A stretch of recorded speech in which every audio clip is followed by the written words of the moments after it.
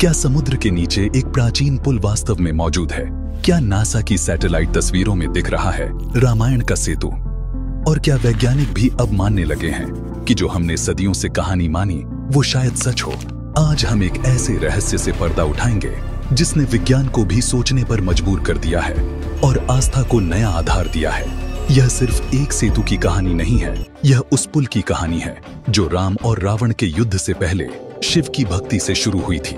जहां एक ओर श्री राम के सेनापति वानर पत्थर उठाकर समुद्र में डाल रहे थे, वहीं दूसरी ओर एक छोटी सी गिलहरी रेत के कणों से सेतु बना रही थी। तो आइए इतिहास, विज्ञान और भक्ति के इस अद्भुत संगम में उतरें और खोजें राम सेतु का सच।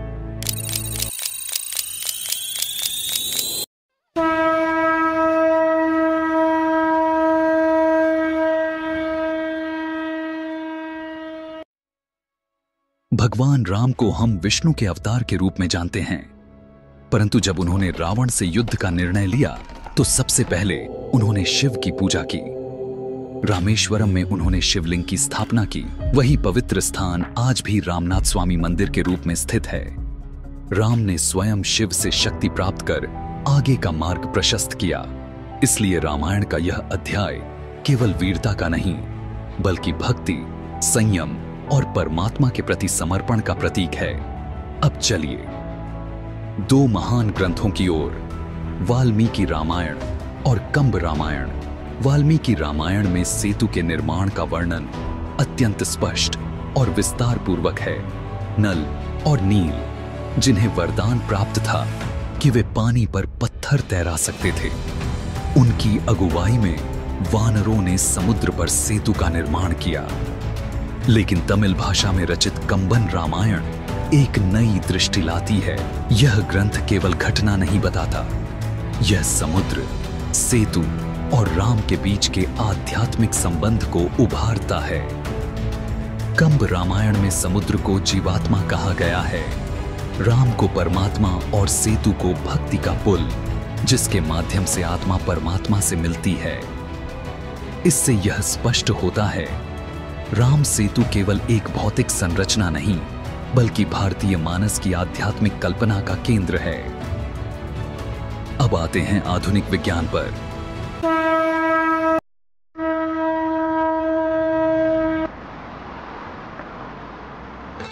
– 2002 में नासा की सैटेलाइट इमेज सामने आई, जिसमें श्रीलंका और भारत के बीच समुद्र में एक सीधी रेखा में बनी 48 किलोमीटर लंबी पत्थरों की श्रृंखला स्पष्ट दिखाई दी।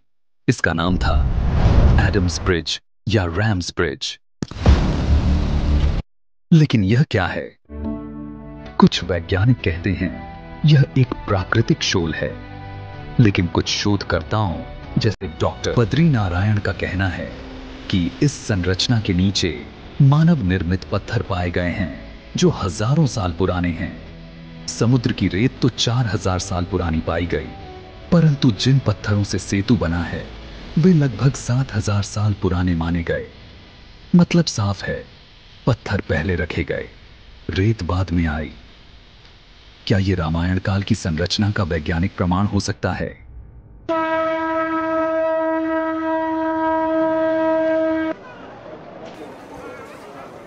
2005 में भारत सरकार ने सेतु समुद्रम प्रोजेक्ट लाने की कोशिश की।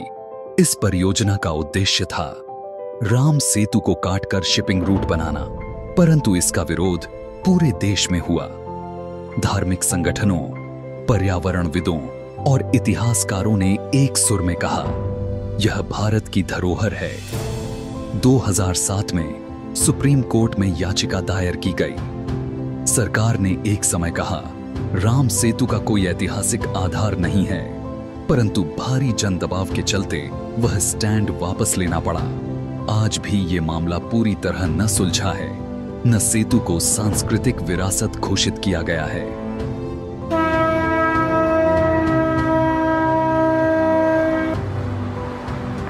अब सवाल उठता है, क्या विज्ञान और धर्म एक दूसरे के विरोधी हैं? नहीं, राम सेतु इसका सजीव उदाहरण है कि विज्ञान और विश्वास साथ चल सकते हैं। सेतु के वैज्ञानिक प्रमाण, पौराणिक संदर्भ और सांस्कृतिक महत्व तीनों मिलकर इसे अद्भुत बनाते हैं। यदि राम सेतु को खंगालकर निष्पक्ष रूप से पुरातात्विक अध्ययन किया जाए तो यह भारत के इतिहास की सबसे बड़ी खोज बन सकती है।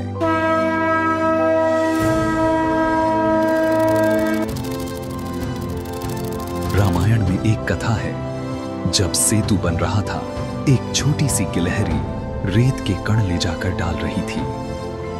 वानर सेना ने हंसते हुए कहा, ये क्या फर्क पड़ेगा?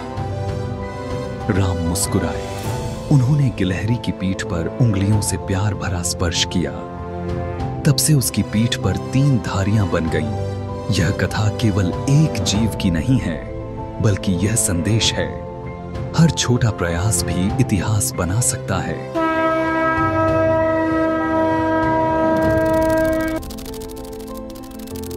आज भी उस क्षेत्र में कोई विस्तृत वैज्ञानिक खुदाई नहीं हुई है। कोई अंतर्राष्ट्रीय पुरातत्विक संस्था अगर इसमें गहराई से उतरे तो शायद रामायण केवल ग्रंथ नहीं, भौगोलिक सच्चाई के रूप में सामने आ सकती है। क्योंकि जब इतने वर्षों से समुद्र कुछ छिपा रहा है तो उसे उजागर करना मानवता का कर्तव्य बनता है।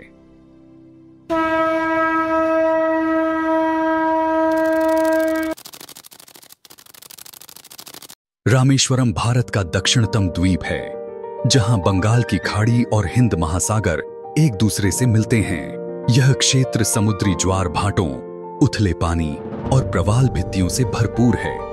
यहाँ की जमीन और समुद्र का मेल ऐसा प्रतीत होता है जैसे किसी दैवीय इंजीनियर ने इसे गढ़ा हो।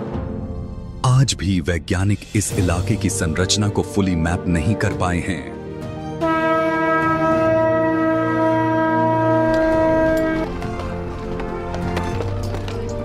राम सेतु का उल्लेख केवल ग्रंथों तक सीमित नहीं।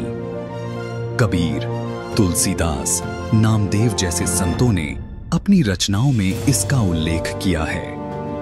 यहां तक कि मार्को पोलो, इब्न बतूता और अल बरूनी जैसे विदेशी यात्रियों ने भी इस सेतु को पार करने योग्य स्थल के रूप में बताया।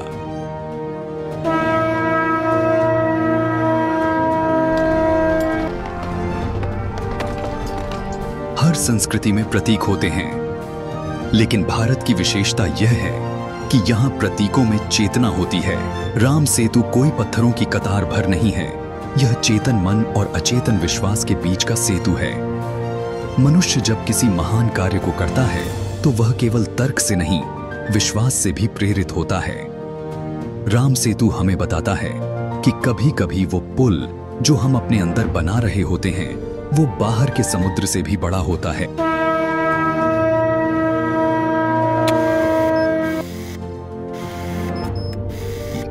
भारतीय संस्कृति में सेतु केवल एक भौतिक संरचना नहीं, वो एक दर्शनीय और आध्यात्मिक अवधारणा है। सेतु संबंध आत्मा और परमात्मा के बीच, भक्ति और ज्ञान के बीच, मन और चेतना के बीच।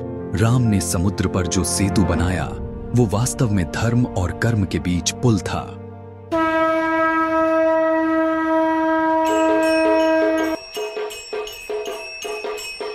राम सेतु, क्या यह सिर्फ पत्थरों की कतार है या यह भारत की आस्था, इतिहास और आत्मा का संगम? इस पुल को तोड़ना नहीं, समझना जरूरी है।